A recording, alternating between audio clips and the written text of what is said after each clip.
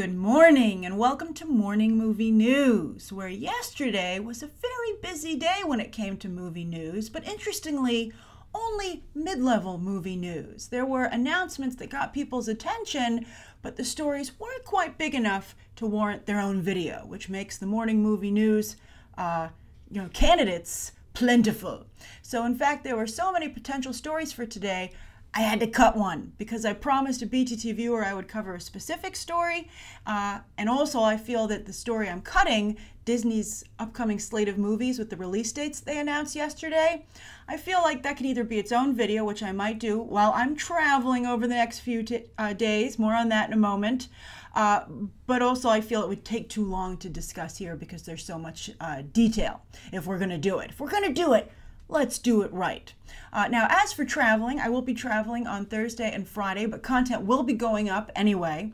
However, the reason I'm traveling, as you might have seen me tweet yesterday, is that Warner Brothers Interactive has been kind enough to invite me to an Injustice 2 press event. I'm going to play the game, I'm going to meet the creators, and I'm going to be part of a live stream. You'll see all the footage on this channel when I get back, but tomorrow you can tune in for the live stream on Facebook. I'll put a link down below in the video description to see myself talking to the Machinima folks about the game. And there's some other YouTubers that are going to be there. It'll be a lot of fun. So it's tomorrow, Thursday, at 4 p.m. Pacific Standard Time. So make sure you mark your calendar, and I hope that you will join us online to talk about Injustice 2. All right, so speaking of DC, that's the first story of the day, and that's yesterday they announced they're doing two Titans-centric shows, which is interesting that they would do two shows based on basically the same team. So it was announced that they're doing not only officially doing Young Justice Outsiders. I mean, there was a lot of buzz about that already, but now it's like, now it has a home, as you're about to hear. And then also, though, they're doing a Titans live-action show, which will have a traditional lineup. They said Dick Grayson will start the team. That'll have Raven, Starfire, Beast Boy, and we'll see who else. I would imagine perhaps Blue Beetle. Probably the lineup that you've been seeing in the, like for instance, the recent animated movie.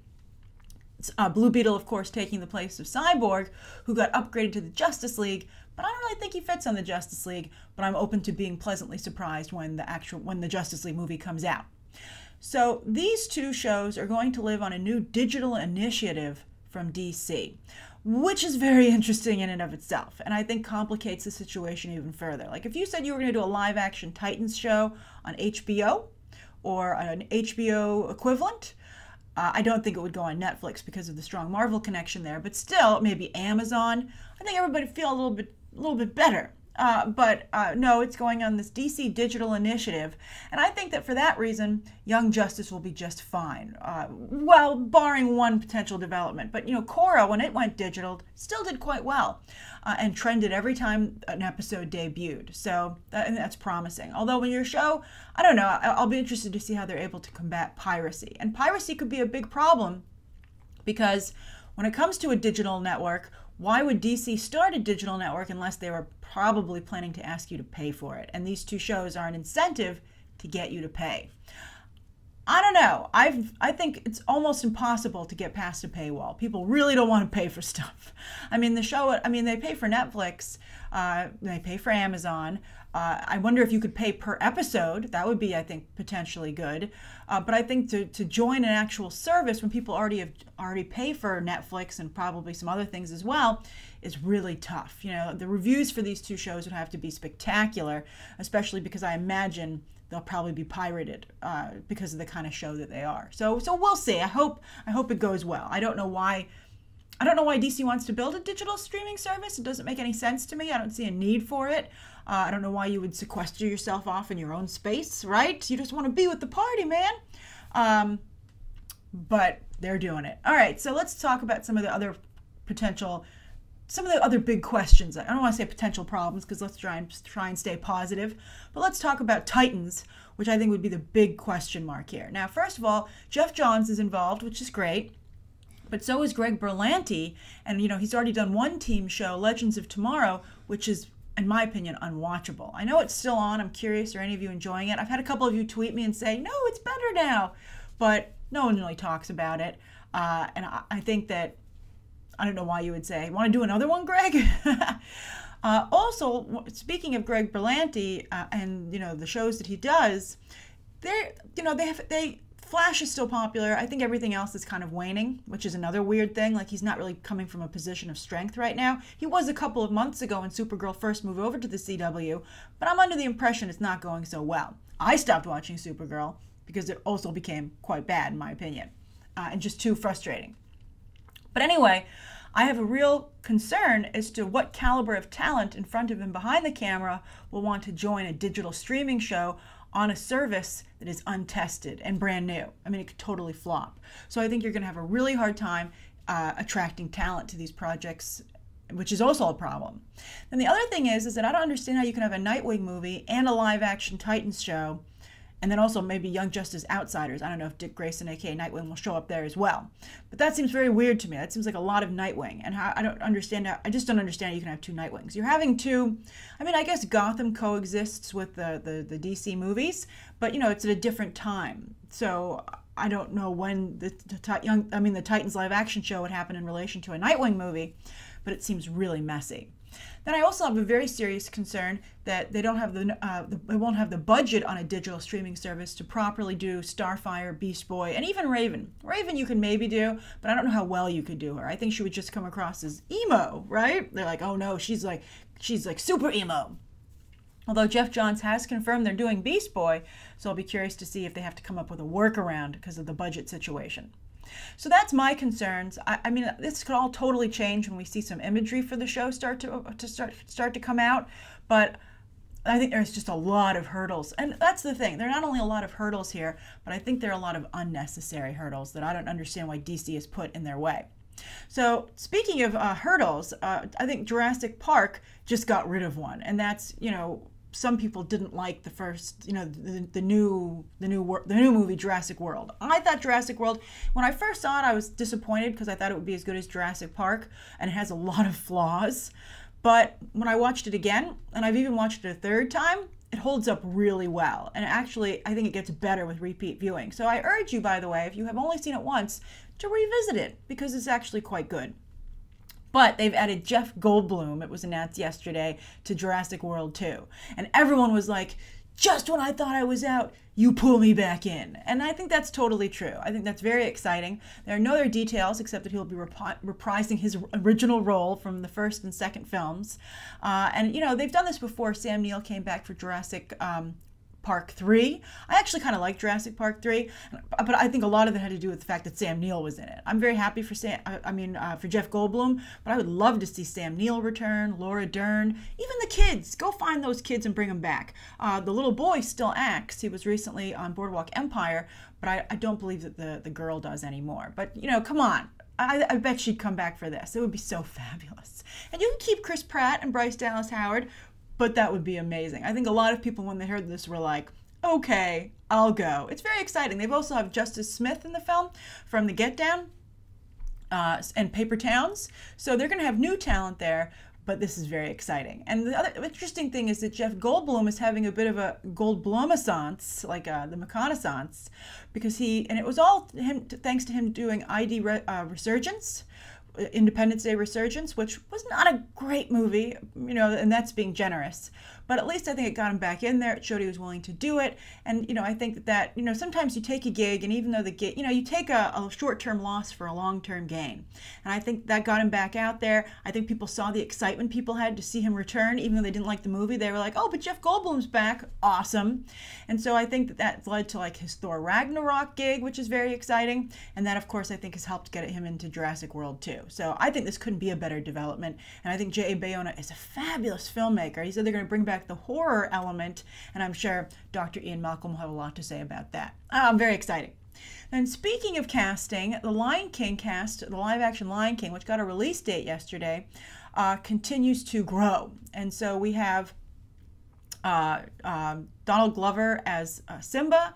We have James Earl Jones returning as Mufasa, and that's all we have so far.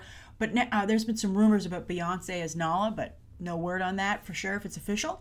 But now we have our Timon and Pumba, and it's Seth Rogen will be voicing Pumba, and Billy Eichner will be doing Timon. And I thought it was very interesting that in the press release, Pumbaa went first, even though he was always second banana in that two-man comedy duo, because Seth Rogen would be voicing him. So expect, even though Ernie Sabella did a wonderful job in the original animated movie, and Timon and Pumba even got their own TV series, as you might recall.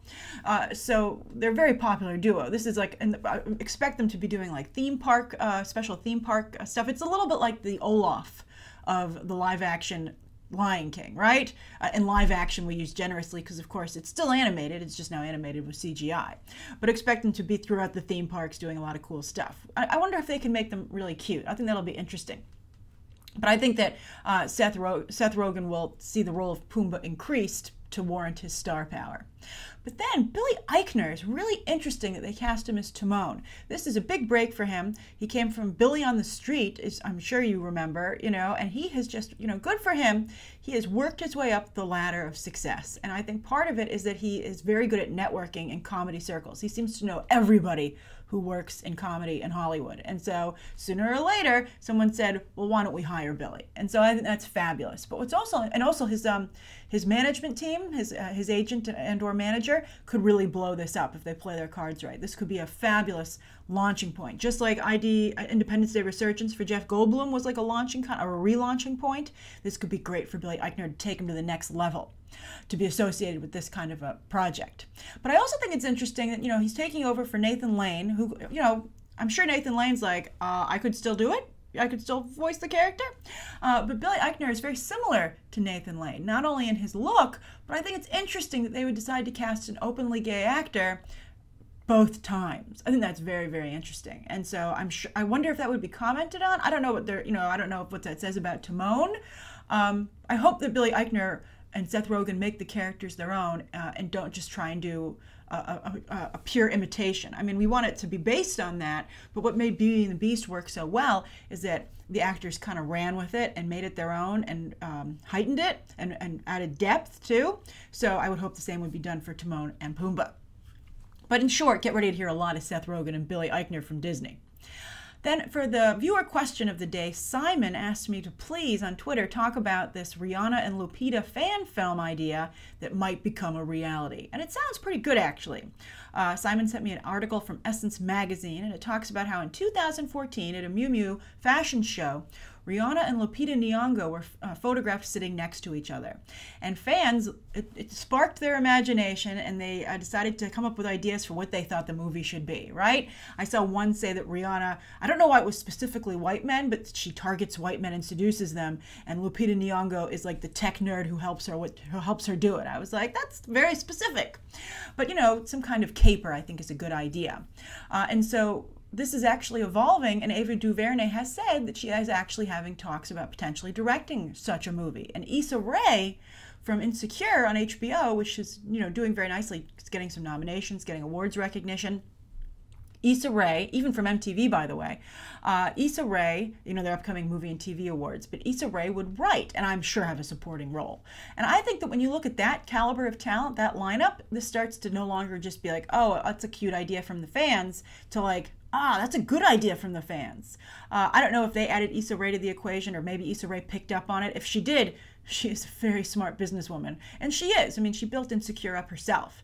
So maybe she saw this on social media and was like, whoa, we could do this. And I think it would be very exciting. And Ava DuVernay, when she was addressing it, and I think this is actually a better use of Ava DuVernay's time than A Wrinkle in Time, but we'll see how that turns out. That also was moved, by the way. I told you it would move away from New Mutants, and it did, almost immediately. Like when those two play chicken, A Wrinkle in Time is going to lose. And it's unfortunate, but the movie must survive. You have to do what's best for the movie. But Ava DuVernay said that it would be great to see black female characters portrayed in a certain way that they aren't usually portrayed, as these really complex, high-end women. And I think that's very exciting. Like, for instance, you come up with the upcoming Ocean's 8, right? Now, Rihanna, interestingly enough, is in that movie, but she's not a lead. She's supporting, and she's the only black woman in the cast. And when you look at the Ocean's 8 cast, it has 5 white women, all the leads are white, 1 black actress, Rihanna, and then 2 Asian actresses, Awkwafina, very funny, I like Awkwafina actually, and Mindy Kaling. So there's some diversity there, but it's not totally diverse. It's still, I think, verges on tokenism. Let's see how the movie turns out. But to do a potential movie like this, is very exciting. I think it sounds really good, and I think we've gotten to the point where all movies are considered by all audiences. You know, they're no longer felt like it's only made for a specific group of people. If it looks good enough, I think Get Out and Fate of the Furious proved that recently. So that's very exciting. We'll also see how Crazy Rich Asians does when that comes out. But I have to also point out that somebody might already be doing this, as Steve McQueen is doing Widows with Viola Davis, where she, of course, we've talked about this before, plays a widow of, actually Liam Neeson is going to be her husband, and they try to pull off a job, and they're killed doing it. So it's up to Viola Davis and the other widows to finish it, and Steve McQueen will be directing. And I'm curious to see what level of criminal they are. You know, are they high-end crooks? You know, street crooks? Because you know, this could end up being something very similar to what people imagined for Rihanna and Lupita, and so that could either help the project, where people go, "Hey, that did really well. Let's make this other one," or it could hurt it because either it doesn't do well, and they're like, "Well, nobody wants to see that." Or they could be like, well, somebody already did it, so we don't want to seem like we're copying them. You know, especially when you have Ava DuVernay and Issa Rae, I'm sure they don't want to seem like they're copying Steve McQueen. But that's a really great team of women. I would think that's very, very good. And let's see how Lupita Nyong'o is received in Black Panther. And I've said before, I think Rihanna's not a bad actress. I liked her in Battleship. I think Rihanna, and she's in the upcoming Valerian. I don't think Rihanna's ever going to win any Oscars, but I think she's certainly a competent actress, and I think that, let's see how she does also in Ocean's 8. But what do you think? I'd be very curious to hear your thoughts on the top 3 stories of the day, and then also this fan movie that might become a reality that Simon wanted to talk about today. I'm curious if you heard about it. What do you think of it now that you have? And also don't forget to join me tomorrow on Injustice 2's Facebook page for the live streaming at 4 p.m. Pacific Standard Time. That's West Coast time. All right, thanks for watching. Bye.